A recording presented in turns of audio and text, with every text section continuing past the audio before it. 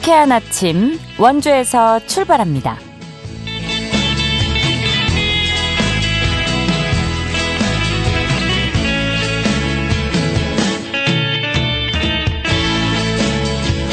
여러분 안녕하십니까? 12월 19일 금요일 KBS 원주방송국에서 보내드리는 상쾌한 아침 원주에서 출발합니다. 저는 진행의 이은주입니다.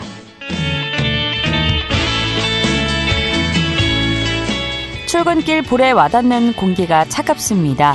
아침 최저기온 영하 3도 안팎으로 출발하고 있는데요. 한낮에는 7도까지 기온 오르면서 비교적 포근하겠습니다. 하늘은 종일 구름 많고 흐리겠는데요. 주말인 내일은 기온 더 오르는 가운데 5mm 미만의 비가 예보돼 있고요. 일요일에는 별다른 눈비 소식은 없겠지만 다시 기온이 떨어져서 춥겠습니다. 나들이 계획 있는 분들께서는 날씨 정보 잘 확인하시기 바랍니다. 오늘 준비한 소식입니다. 주민이 직접 마을의 문제를 해결해가는 마을 공동체 활동이 곳곳에서 다양한 성과를 내고 있습니다. 관련 내용 함께 이야기 나눠보고요. 겨울철 크고 작은 화재가 발생하는 요즘입니다. 일상에서 실천할 수 있는 화재 예방법 리포터 코너에서 전해드립니다. 끝으로 취재기자 연결해 주간 도내 주요 이슈 점검해 보도록 하죠. 12월 19일 금요일 상쾌한 아침 원주에서 출발합니다.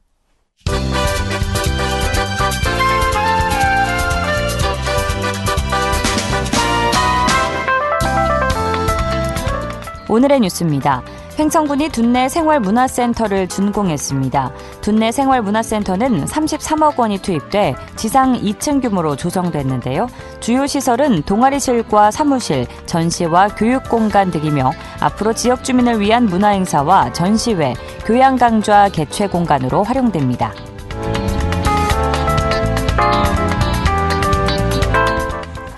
원주시는 지난달 기준으로 1년 사이 동과 면 지역 5곳의 인구가 6,200여 명 증가했다고 밝혔습니다. 인구가 는 곳은 혁신도시가 있는 반곡관설동과 무실동, 태장이동, 지정면, 판부면입니다. 반면 나머지 읍면동 20곳에서는 5,400명이 줄었습니다. 현재 원주시의 전체 인구는 36만 3천여 명입니다.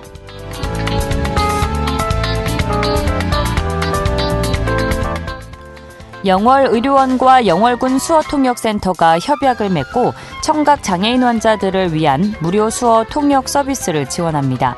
이에 따라 의료원을 찾은 청각 장애인 환자가 영월 수어센터에 신청하면 통역사를 배정받아서 진료를 볼 수 있습니다.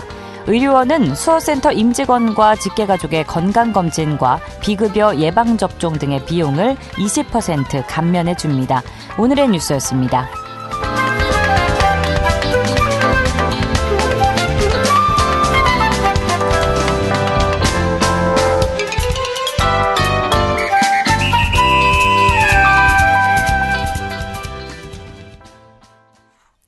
상쾌한 아침 원주에서 출발합니다. 함께하고 계십니다. 인구 구조가 변화하면서 마을의 일상도 달라지고 있습니다. 주민 스스로 문제를 찾고 해결해가는 마을 공동체가 지역의 새로운 동력으로 떠오르고 있는데요. 강원도 마을 공동체 지원 사업의 흐름과 올 한 해 성과에 대해서 이야기 나눠보겠습니다. 강원도 마을 공동체 종합지원센터의 정성림 팀장과 전화 연결돼 있는데요. 팀장님 안녕하십니까? 네, 안녕하세요. 네, 반갑습니다. 자, 마을 공동체라는 개념이 아직은 낯선 분들도 계실 것 같은데요. 자세한 이야기를 나누기에 앞서서 이 마을 공동체 사업이란 어떤 정책인지 소개해 주실까요? 주민 중심의 지원 사업이고요. 사업이라기보다는 활동에 가깝다고 볼 수 있는데 우리 마을의 문제를 주민이 직접 발굴하고 주민이 함께 해결하는 것을 지원하는 내용입니다. 당사자가 직접 기획하고 추진하다 보니까 주체적인 문제 해결 능력에 대해서 적극성도 있고 참여도가 다른 지원 사업과 좀 남다르다고 볼 수 있는데요. 네. 나보다는 이웃을 먼저 생각하는 활동이 많고 우리 마을에서 함께 행복하게 살고자 하는 그런 활동이 많습니다. 네, 결국 주민이 직접 나서서 해결하는 것으로 네, 이해하면 되겠죠. 공동체의 성격에 따라서 참여 유형이 구분되어 있다고 들었는데 어떤 유형들이 있는지도 설명해 주시죠. 요즘 가장 많이 이야기되는 주제 중 하나가 지역 소멸인 것 같은데요. 예. 현장을 다니다 보면 정말 절박하고 심각한 상황이 많습니다. 대부분의 지역에서 인구 감소나 인프라 부족으로 문제가 없어지기보다는 또 다른 문제가 계속 생겨나고 있는데요. 예. 이런 문제 안에서 주민이 자유롭게 활동을 하다 보니까 문화예술활동, 복지봉사활동, 또 주민소득활동 등 여러 가지 활동을 하고 계십니다. 그래서 어떤 한 유형의 하나로만 국한되기보다는 복합적으로 활동하는 경우도 굉장히 많이 있습니다. 그렇군요. 그렇다면 강원도에서는 올해 마을 공동체 지원 사업을 통해서 어떤 성과들이 네네. 있었는지 주요 흐름을 중심으로 좀 짚어주실까요? 네, 올해뿐 아니라 해를 거듭할수록 공통된 활동들이 늘어나고 있는데요. 네. 지역 소멸, 고령화가 강원의 큰 문제인 것처럼 마을에서도 그거를 좀 직면하고 있는 상황이라고 볼 수 있습니다. 그래서 주민이 주체가 돼서 주민도 이미 돌보시는 분도 고령화인데 고령자가 고령자를 돌보는 케이스도 많이 늘어나고요. 강원의 현황이기도 하고 시군별 현안이 아닐까도 생각을 합니다. 뿐만 아니라 교육적인 활동, 또 외국인 노동자, 그다음에 문화예술의 부재, 고령화 등 현실에 대한 문제들이 좀 여실히 드러나고 있고 이를 좀 직접적으로 나서는 주체라고 볼 수 있겠죠. 네. 네, 강원의 현황을 문제점이나 네네. 특별한 사안들을 잘 짚어주셨는데요. 네네. 이런 부분과 관련해서 우수 마을 공동체 10개소가 선정됐다고 들었습니다. 이 네네. 시간에 모두 소개해드리면 좋겠지만 시간 관계상 영서 남부권역의 우수 공동체를 중심으로 소개를 해주신다면요. 네. 올해 유일하게 연속 3년, 저희가 총 4년 지원하고 도에서는 3년을 지원하는데, 유일하게 영마르트라는 우수공동체가 3년 연속 수상을 했어요. 네. 합성역 주변의 분위기가 굉장히 많이 바뀌었고요.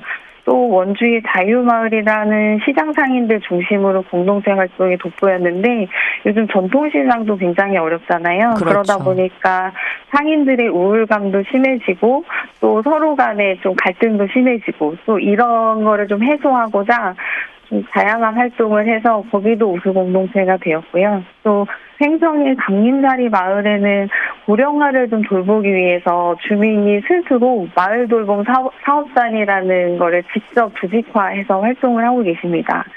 그리고 또 영월의 운하길리 마을은 영월 안에서도 오지예요. 그런데 강원 마을에서 다녔을 때 유일하게 인구가 늘고 있는 마을인데요. 네. 이 공동체 활동을 하면서 동력을 더 찾았어요.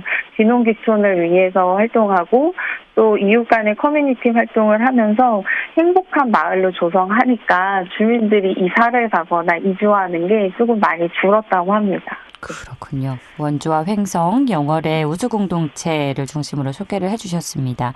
네. 자, 행정에 손이 닿지 않는 이 생활 문제까지 마을 스스로 해결할 수 있게 돕는다는 부분이 이 마을 공동체 사업에 가장 큰 의미가 있지 않을까 싶은데 현장에서 보실 때 좀 어떤 효과들을 실질적으로 거두고 있다고 보시나요? 저희가 센터를 위탁 운영하면서 올해 연초에 실태 조사를 한번 했는데요. 네. 20년도부터 23년까지 공모 사업을 했던 지금은 지원받지 않는 단체를 대상으로 활동을 하고 계신지에 대해서 유무 활동에 대해서 확인 전화를 했고 전체 활동 지원한 개소수 중에 49.8%가 현재 운영 중에 있습니다. 그중에 70% 이상은 또 보조금 없이도 개별적으로 자체적인 운영을 하고 있다라고 말씀을 해주셨는데요. 예. 이제는 주민이 직접 적극적으로 참여하고 있고 개인적으로는 이런 지원 예산이 조금 더 확대돼서 자립하는 공동체가 더 많아졌으면 하는 바람이 있습니다. 네. 보조금 없이도 운영해 오면서 어려움이 많으셨을 것 같은데 네네. 이렇게 마을 공동체가 운영되는 과정에서 주민 참여가 줄어들거나 내부 의견이 엇갈리는 등의 예상치 못한 어려움들도 있다고 들었습니다. 현장에서 마주하는 대표적인 시행착오에는 어떤 것들이 좀 있을까요? 굉장히 많이 있고요. 실제로 의견 충돌이나 마찰도 저는 하나의 과정이라고 보고 마을 공동체가 참여하시는 분들은 그 문제를 회피하지 않습니다. 예. 직면하고 이거를 계속 해소하기 위해서 계속 만나거나 서로 입장을 이해하려는 그런 활동을 실제로 많이 하세요. 어느 한 마을에서는 소득활동, 주민경영체 활동하면서 마을이 좀 그 안에서 갈등이 깊어졌습니다. 그런데 마을 공동체 사업을 하면서 실버 합창단을 운영을 하고 마을 소식지를 만들면서 소통에 굉장히 적극적으로 노력을 하고 지역에 나가 있는 자식들한테 그 소식지를 보내면서 갈등의 문제가 정말 해소가 됐고 지금은 예전과 다른 소득 사업을 한번 해보자. 정말 공동체성이 강화가 되는 사례를 보면서 정말 드라마틱한 변화다. 이런 거를 좀 목격한 경우가 있지요. 네. 예, 그러니까 뭐 갈등이나 충돌이나 마찰을 네. 하나의 과정으로 잘 생각해 주시면서 직면하고 네, 그 갈등을 해결하기 위해서 끊임없이 소통해 나가고 계신 것 같습니다. 네, 맞습니다. 네, 보기 좋은 과정이고 피할 수 없으면은 또 잘 마주하는 게 필요하죠. 그렇죠. 자, 이런 마을 공동체 사업은 주민이 주도하는 만큼 단기간 성과를 내기는 어렵다는 특징이 있을 것 같은데 그럼 지속성을 확보하기 위해서 센터에서 어떤 방식으로 좀 지원이 이루어지고 있을까요? 말씀하신 것처럼 마을 공동체 사업이 주민 주도이기 때문에 단기간에 성과를 내기는 어렵고요. 지속성을 가지고 어떻게 만들어가냐가 더 중요한 것 같습니다. 예. 저희가 근데 그 케이스가 너무나 다양하고 뭐 너무나 많으신 분들이 그런 활동을 하시기 때문에 다양하게 지원을 하고 있는데 때로는 1대1로 때로는 단체가 또 온라인으로도 만나기도 하고 네. 오프라인으로 만나면서 다양한 방식으로 공동체랑 만나고 그 문제를 같이 해결하는데 뭐 자원을 연결하거나 전문가를 연결하면서 적극적으로 도와드리고 있습니다. 그렇군요. 뭐 지속성을 확보하는 데 있어서는 주민들의 노력뿐만 아니라 이렇게 센터, 단체적인 네. 노력도 필요하겠죠. 네, 감사합니다. 네. 노력하고 있습니다. 알겠습니다. 방송 들으시면서 우리 마을도 좀 참여해보고 싶다라고 생각하는 분들 계실 것 같은데요. 2026년도 공모사업 일정과 뭐 신청 방법이라든지 뭐 참여할 때 유의할 점이 있다면 포괄적으로 좀 안내를 해주실까요? 때마침 지금 강원 마을공동체 지원사업은 공모 중에 있고요. 마감은 12월 29일이라서 시간적 여유가 좀 있습니다. 그리고 각 시군사업은 특히 원주시도 지금 아마 공모 중일 건데요. 이 공모 방법이 다른 지원 사업에 비해서 어렵지는 않고요. 신청서를 작성하시고 인터뷰도 봐야 하지만 처음 접하시는 부분에 대해서 어려우심이 있다면 저희 센터가 도와드리고 있으니까 진입 장벽이 높지 않다. 그리고 우리 마을의 문제를 스스로 계획할 수 있다라는 장점이 있기 때문에 주저없이 모두 다 지원하셨으면 좋겠고 어려움이 있으시다면 저희 센터가 도와드리도록 하겠습니다. 지금 공고는 강원특별자치도 홈페이지에 보시면 공고란에서도 확인하실 수 있고요. 저희 강원 마을공동체 지원센터 홈페이지 안에서도 신청서를 보실 수 있으십니다. 네, 알겠습니다. 그런데 2025년부터 그러니까 올해부터 전국 최초로 마을관리 지도사 자격증 관련 과정이 운영됐다는데 이건 뭔가요? 저희 센터가 아무래도 공동체가 필요한 교육을 해드리고 그냥 교육만 이수하고 끝나는 거에 대해서는 좀 안타까움이 있어요. 그분들도 나름대로 전문성이 있다라는 부분이 저는 스스로 판단이 들었고 좀 이거를 자격을 갖춰서 마을 안의 리더가 다른 리더를 또 양성할 수 있는 툴이 있었으면 좋겠다라는 생각에서 마을관리 지도사라는 자격증을 사회적 기업하고 같이 만들었어요. 그러면서 공동체가 교육을 참여를 하는데 총 21시간 7시부터 밤 7시부터 10시까지 온라인으로도 수업을 했고 또 시험까지도 봤어요. 근데 전체 50여 명의 어르신들, 나이가 많으신 분들도 같이 참여를 하시면서 50명 분들이 모두 자격을 취득을 하셨어요. 물론 떨어지신 분들도 있으셨는데 저희가 다시 재시험을 볼 수 있는 기회를 드려서 1급도 받으신 분이 계시고 2급도 받으신 분이 계세요. 또 이 자격증을 받으신 분들은 저희가 또 외부에서 컨설팅이나 교육, 멘토 같은 그런 활동가를 추천받았을 때 연계도 해드리고 있습니다. 네, 알겠습니다. 끝으로 마을공동체 사업과 관련해서 전하고 싶은 말씀 있으시면 간략히 들려주시죠. 네, 저희는 강원을 현장을 정말 많이 다니고 있는데요. 진솔한 이야기를 많이 듣고 있습니다. 이 활동 덕분에 이웃을 다시 알게 됐다. 또 어떤 분은 20년 동안 단절돼서 나는 귀촌인으로서만 인정받는 외지인이었는데 한순간에 무너지는 것을 경험할 수 있었다. 정말 감사하다. 이런 이야기를 해주세요. 근데 이런 사례가 정말 많고요. 좀 이런 케이스가 좀 많이 늘어날 수 있었으면 좋겠고, 그거를 유지하기 위해서는 지자체의 관심과 주민의 관심이 필요합니다. 그래서 좀 이런 긍정적인 사례가 강원에서 더 많이 나왔으면 하는 게 저희 센터의 바람입니다. 네. 마을 공동체가 앞으로도 지역의 지속 가능성을 키우는데 든든한 힘이 되길 바라겠고요. 더불어 우리 마을을 바꾸는 변화를 직접 만들어 보고 싶은 청취자분들 계시다면 주저하지 마시고 내년도 마을 공동체 지원 사업에 도전해 보시면 좋겠네요. 팀장님, 앞으로도 많이 애써주시고요. 오늘 말씀 네네. 고맙습니다. 네, 감사합니다. 강원도 마을 공동체 종합지원센터의 정성림 팀장과 함께했습니다.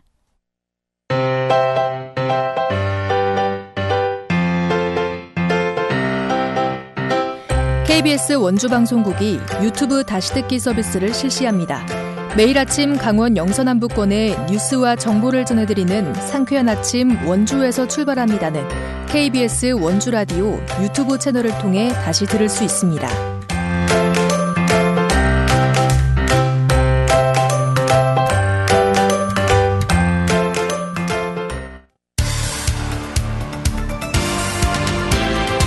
알찬 정보, 생생한 현장의 소식을 전해드립니다.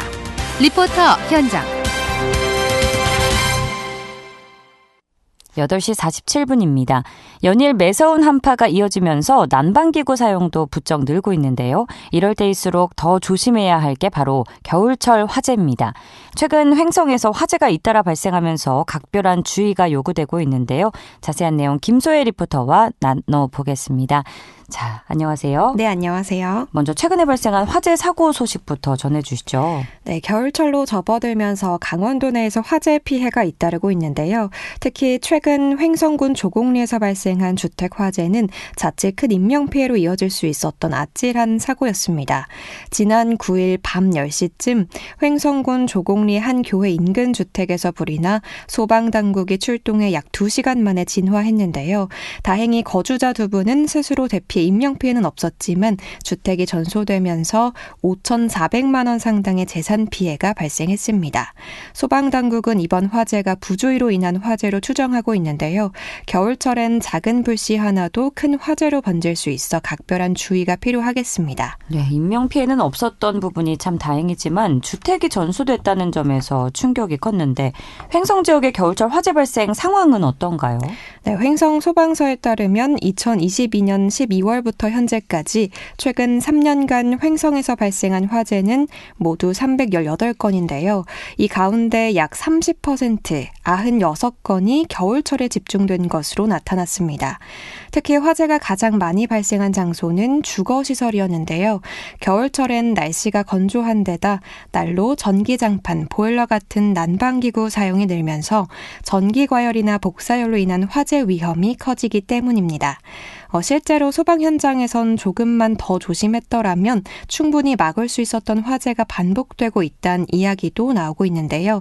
이와 관련한 자세한 이야기 횡성 소방서 예방과 서경원 주임에게 들어보겠습니다. 겨울철 화재의 주요 원인은 부주의, 정기적 요인, 기계적 요인 순이 있습니다. 특히 부주의에 의한 화재는 담배꽁초, 불씨 및 화원의 방치, 기기 사용 및 설치 부주의, 쓰레기 소각 순으로 발생하고 있습니다. 횡성에서는 최근 불씨 및 화원의 방치로 인한 화재가 증가 추세에 있어 각별한 주의를 필요로 하고 있습니다. 그리고 횡성은 농촌 지역으로 농번기가 끝나면 농부산물들이 많이 나오게 됩니다. 농산 부산물 들은 적법한 절차에 의해 처리를 하여야 되는데 아직까지도 논이나 밭에서 무단으로 소각하는 경우가 있어 잘못하면 불이 확대될 수 있습니다. 농업에 종사하시는 분들께서는 농산 부산물들을 잘 처리해 주시면 감사하겠습니다. 기억에 남는 유형으로는 난로에 의한 화재였거든요. 난로 인근에 가연물을 가까이 두고 기기를 작동하면서 복사열로 인해 발화되어 건물이 전소되었습니다. 평상시 난로 등 난방기구 주변에 가연물을 멀리해 두었다면 충분히 예방할 수 있는 사고라 안타까움이 많이 남았습니다. 특히 농촌 지역은 도시와는 또 다른 위험 요인도 있을 것 같은데요. 겨울철 어떤 점을 좀 가장 주의해야 될까요? 네, 횡성처럼 농촌 지역은 겨울철 화재 위험이 더 클 수 있는데요.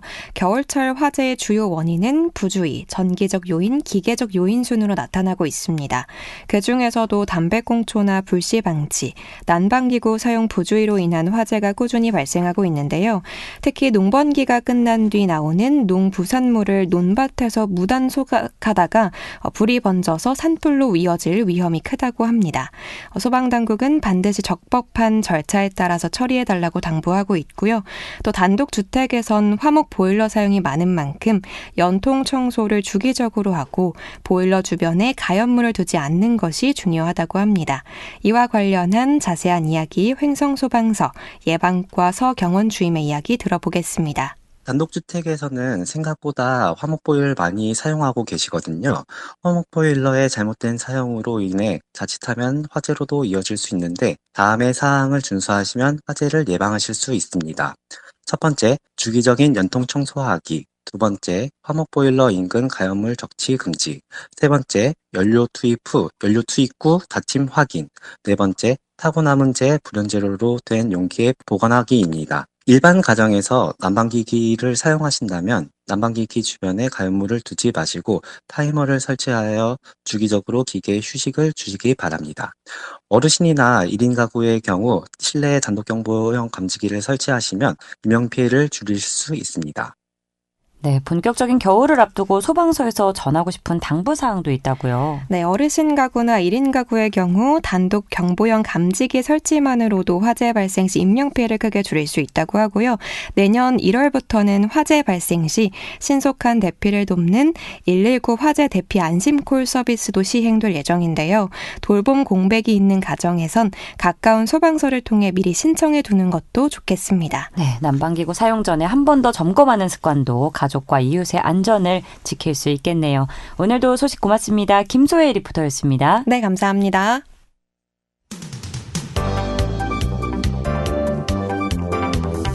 생생한 현장, 유익한 생활 정보를 전해드리겠습니다. KBS 원주라디오 상쾌한 아침 원주에서 출발합니다를 함께하고 있습니다. 8시 52분입니다. 한 주간 도내 주요 이슈 점검해보는 시간이죠. 강원일보 사회체육부 최두원 기자 연결합니다. 안녕하십니까? 네, 안녕하세요. 네, 오늘의 첫 번째 뉴스 들어보죠. 원주 소초면에 의료 폐기물 소각시설이 재추진될 가능성이 커져서 주민들이 촉각을 곤두세우고 있다고요? 네, 지난해 제동이 걸렸던 원주 소초면 을관리 의료 폐기물 소각시설이 재추진될 가능성이 커지고 있습니다. 주민들은 사업 재추진 시 반대 활동에 들어가기 위해 촉각을 곤두세우고 있는 중입니다. 해당 의료 폐기물 소각시설 사업자인 A사는 지난해 소초면 을관리 8,000제곱미터 부지에 84톤 규모의 의료 일반 폐기물 소각시설을 추진하기 위한 도시관리계획 결정 주민 입안 제안서를 제출했습니다. 하지만 원주시는 환경오염에 대한 조치 계획이 미흡하고 소각계획 용량이 원주시에서 필요한 3.7톤을 과도하게 초과했다는 이유로 불수용을 통보했습니다. 그런데 A사는 돌연 이러한 처분에 불복해 올해 강원특별자치도 행정심판에 이어 원주시를 상대로 한 행정소송을 제기했습니다. 결국 지난 10월 재판부는 원주지방환경청의 의료 폐기물 소각시설 사업계획서에 대한 적합 통보에도 불구하고 원주시가 재량권을 남용했다며 A사의 손을 들어줬습니다. 이에 원주시는 항소를 제기해 2심 재판을 앞두고 있는 상태입니다. 네, 그렇다면 현재 해당 지역 주민들의 반응은 어떤 상황인가요? 네, 주민들은 사업 재추진 여부에 따라 반대 활동을 전개하겠다는 계획입니다. 앞서 소초면 주민들은 반대 대책위원회를 구성해 집회를 이어온 바 있습니다. 박동화 대책위원장은 소각시설이 들어서면 발암물질 배출로 주민 건강과 환경 피해가 불가피하다면서 지역 발전과 무관한 사익 사업인 만큼 재추진된다면 지난번보다 강도 높은 반대에 나설 것이라고 주장했습니다. 이와 관련해 A사는 과거 정화장치를 통해 배출물질을 대부분 걸러내기 때문에 배출량은 거의 발생하지 않는다는 입장을 밝힌 적이 있습니다. 원주시 관계자는 추후 판결에 따라 사업 재개 여부가 결정될 것으로 보인다며 주민들에게도 소송 진행 상황을 지속적으로 공유할 것이라고 말했습니다. 예, 이어서 횡성 소식 들어보죠. 횡성군이 연말 공직기강 확립과 선거에 대비한 특별감찰에 나선다고요? 네, 횡성군이 연말 연시 공직기강 확립과 선거에 대비한 특별감찰을 실시합니다. 횡성군은 연말연시 분위기 속 공직기강 해이를 방지하고 내년 지방선거를 대비한 소극 행정 예방을 위해 내년 1월 14일까지 전 부서를 대상으로 연말연시 공직기강 바로 세우기 및 선거 대비 특별 감찰을 실시한다고 최근 밝혔습니다. 이번 감찰은 2026년 당초 예산 편성을 마무리하고 지방선거일 전 180일이 도래함에 따라 그 어느 때보다 엄정한 공직기강 유지가 필요하다는 판단에 따라 추진이 결정됐습니다. 그럼 이번 감찰 기간에는 주로 어떤 점검이 이뤄지게 되는 건가요? 네, 기획 예산 담당관 등 3명으로 구성된 감찰관은 비노출 현장 중심 방식으로 복무기강 실태와 직무 혜택 및 민원 지연 처리 등의 소극 행정, 청탁금지법, 이해충돌방지법 위반 여부, 공무원 행동 강령 준수 여부, 지방선거 대비 공무원의 정치적 중립 위반 행위 등을 중점 점검합니다. 특히 SNS를 통한 선거 관련 게시, 공유, 좋아요, 클릭 등 선거에 영향을 미칠 수 있는 행위를 집중 점검하며 선거철 분위기에 편승한 기강회의와 행정 공백 방지에 초점을 맞춰 진행됩니다.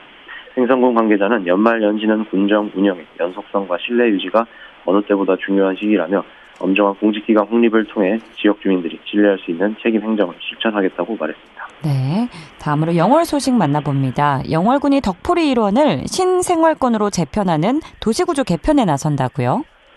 네, 영월군이 덕포리 일원을 신생활권으로 재편하는 전략적 도시구조 개편에 본격 시동을 걸었습니다. 영월군은 영월읍 덕포리 일대에서 추진해온 영월의료원과 영월경찰서 이전 부지 조성을 완료했다고 최근 밝혔는데요. 이번에 조성된 공공기관 이전 부지에서는 내년 영월경찰서의 건축공사 착수가 이뤄질 예정이며 영월의료원은 기본 및 실시 설계를 거쳐 2030년부터 단계적 이전이 추진됩니다.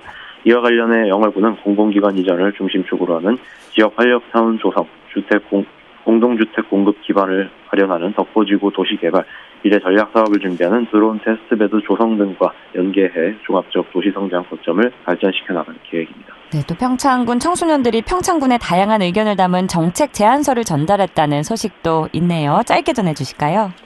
네, 평창군 청소년 상담복지센터가 주관하는 청소년 참여기구 평창군 청소년 참여위원회가 최근 평창군수 집무실에서 한 해 동안의 활동 결과를 담은 정책 제안서 전달식을 진행했습니다. 이번 제안서의 핵심은 평창군 청소년 정책 참여 확대를 위한 전용 온라인 플랫폼 구축 및 홍보 방안입니다. 네, 오늘 소식 고맙습니다. 네, 감사합니다. 강원일보 최두원 기자와 한 주간 도내 소식 살펴봤고요. 12월 19일 금요일 순서 맺습니다. 지금까지 기술조원제 구성 황진영, 진행의 이은주였습니다. 여러분 좋은 하루 즐거운 주말 보내세요.